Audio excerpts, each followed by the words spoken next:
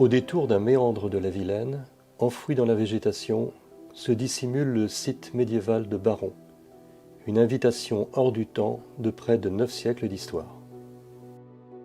Nous sommes au Xe siècle, le pouvoir carolingien s'effondre, un système féodal morcelé lui succède.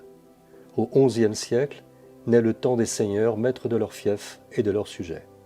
Ils développent entre eux une société et un pouvoir très hiérarchisés dans lesquels chacun dépend directement d'un plus puissant que lui. C'est encore à cette époque, au XIe siècle, que notre territoire se couvre de très nombreuses mottes de terre surmontées d'une construction en bois. Ici, à Baron comme ailleurs, et contrairement à ce qui est le plus souvent colporté, le Moyen-Âge n'est pas un âge sombre et l'évolution technologique apporte de réelles avancées. Le moulin à eau en est le meilleur exemple. On élève une digue sur le petit étang, celle-ci permet de stocker une grande quantité d'eau et représente une énergie à portée de main. Cette eau permet non seulement de moudre des céréales, mais aussi de battre la laine, le chanvre et dans certains cas, de travailler le métal. L'eau devient une source d'énergie majeure et procure d'importants revenus seigneuriaux. La pente est raide pour monter à Baron. Le site était vraisemblablement stratégique, bien défendu, et il nous réserve une surprise non élucidée. À notre droite, une levée de terre, avec talus, fossés de 2 mètres de haut en moyenne, encadre notre montée. Nous ne pouvons que nous interroger sur la présence de ce qui ressemble bien à un éperon barré défensif, témoin d'une occupation longue, antérieure au Moyen-Âge. Certains d'ailleurs se plaisent à rêver, serait-il d'origine gauloise ou antérieure ? En l'absence de fouilles, une datation de l'époque gauloise ne demeure qu'une hypothèse parmi d'autres, et quelle que soit la période de sa première occupation, le site peut tout autant avoir été mis en défense au XIIe siècle, tel que nous le présentons ici. L'affaire est donc en suspens. La première motte de Baron a sans doute été érigée entre la fin du Xe et le XIIe siècle. Elle comprenait une basse-cour avec serviteurs, dépendances, chevaux.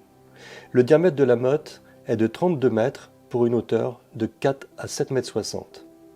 À partir du XIIIe siècle, les châteaux délaissent le bois pour la pierre et il est probable qu'une tour en pierre fut édifiée sur la motte. Grâce aux prospections réalisées par le CERAPAR, le Centre de recherche archéologique du Pays de Rennes, il est certain que la basse-cour a été cernée d'un mur de 300 mètres environ. Elle contenait plusieurs édifices, dont sans doute un logis, des maisons d'habitation, une chapelle, une écurie, des remises, des ateliers, maréchal ferrant, charpentier. Le domaine était avant tout constitué de l'étang et de ses moulins, de bois assez étendus, favorables à la chasse, de prés nécessaires aux chevaux, ainsi que des vignes. Mais il ne comprenait aucune terre noble. Ces constats amènent Jean-Claude Meuret à penser que cet important château, à la limite de la seigneurie de Loéac et en bord de Vilaine, peut avoir surtout tenu un rôle de défense militaire, de contrôle de la navigation et de marquage territorial de la baronnie. 4 documents de 1494, 1507, 1509 et 1513 attestent que le château de Baron est désormais une ruine que l'on résume à des murailles anciennes du manoir ou maison antique. L'abandon est déjà ancien. La tradition le fait remonter à la guerre de 100 ans, au milieu du XIVe siècle, suite à l'attaque de troupes anglaises comme celle installée au château du Grand Fougeray à seulement 12 km.